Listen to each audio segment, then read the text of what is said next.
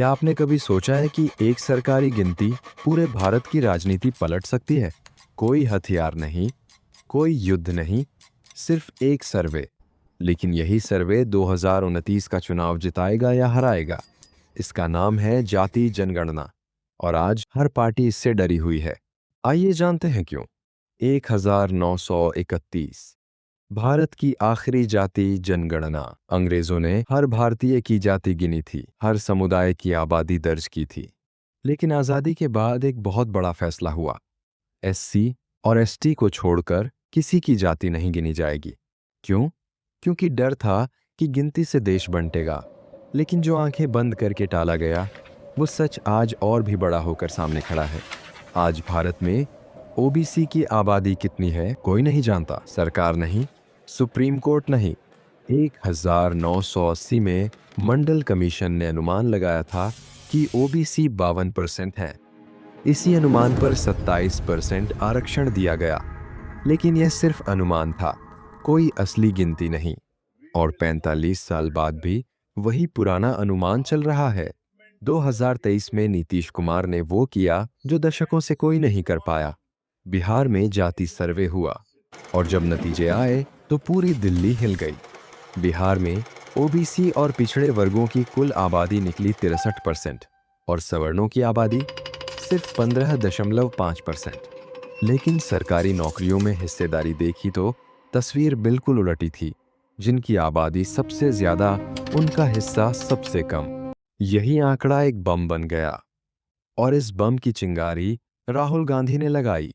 2024 के चुनाव में कांग्रेस ने एक नारा दिया, जितनी आबादी उतना हक। यह नारा ओबीसी, दलित और आदिवासी वोटर्स के दिल में उतर गया। नतीजा पूरे देश ने देखा। बीजेपी 303 सीटों से गिरकर 240 पर आ गई। बहुमत के लिए सहयोगियों का सहारा लेना पड़ा। राहुल गांधी ने साफ कहा, सत्ता में आए तो देशव्यापी जाति जनगणना होगी। आरक्षण की 50% की सीमा तोड़ी जाएगी।